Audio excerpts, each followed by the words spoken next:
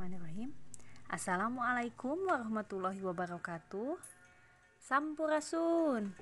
Alhamdulillah tiasa tepang deui sareng Ibu Hernita Nurmilasari dina pelajaran Basa Sunda materi terjemahan. Materi terjemahan teh ayana di kelas 10 semester ganjil. Naon ari terjemahan teh? Hayu urang paluru sasarengan. Nu kahiji aya wangenan terjemahan. Wangenan teh nyaeta definisi.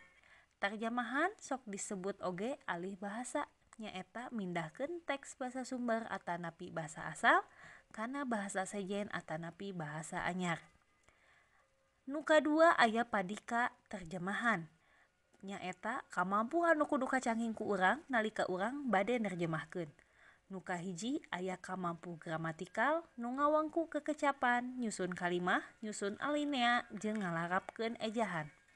Nu kadua aya kamampu sosiolinguistik nu ngawangku pangaweuruh ngeunaan hiji basa dina kahirupan sapopoe di masyarakat pamakena.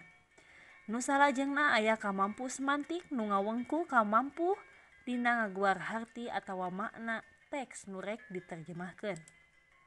Nu salajengna nomor 3 aya manfaat terjemahan. Manfaat terjemahan seueur pisan nu kahiji bisa nepikeun maksud kalayan gemleng, nu kadua ngabeungharan kandaga kecap, nu katilu diajar basa sejen, nu kaopat minangka bahan babandingan, nu kalima nyiptakeun lowongan gawe, nu kagenep alat pikeun promosi budaya, nu katujuh alat pikeun apresiasi karya. Salajengna kumaha ari prosedur terjemahan? Nu kahiji baca heula teks kalayan gemet pikeun meunangkeun ide, tema jeung pikiran utama dina teks nu rek diterjemahkeun. Nu kadua lamun perlu baca deui sangkan ide anu katarima bisa gemleng. Nu katilu prak terjemahkeun cing taliti, teangan padanan kecap anu sarua sangan henteu ngarobah harti. Nu kaopat ngarevisi kasaluyuan hasil terjemahan jeung gaya basa katut harti tina basa target. Nu kalima maca hasil terjemahan bisi aya keneh diksi atawa kekecapan jeung istilah anu teu cocok. Di dieu ku Ibu dipidangkeun contoh terjemahan sacara sederhana. Nerjemahkeun teh lain kudu bener kekecapanna hungkul, tapi kudu kapanggih rasa basana oge. Nu kahiji matahari akan tenggelam. Di basa Sundakeun panon poe rek titeuleum. Nu kadua panon poe rek surup.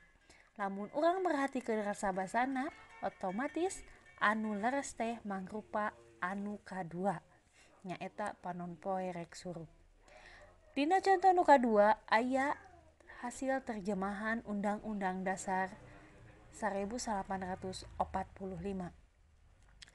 Di dieu eusina saestuna kamardekaan teh hak sakumna bangsa.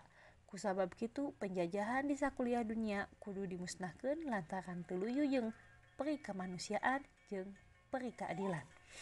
Di dinya aya sababaraha kecap anu henteu diterjemahkeun. Sabangsaning kecap kamardekaan, bangsa, penjajahan, peri kamanusiaan jeung peri keadilan. Kunaon henteu diterjemahkeun? Sabab henteu kabeh kekecapan bisa diterjemahkeun.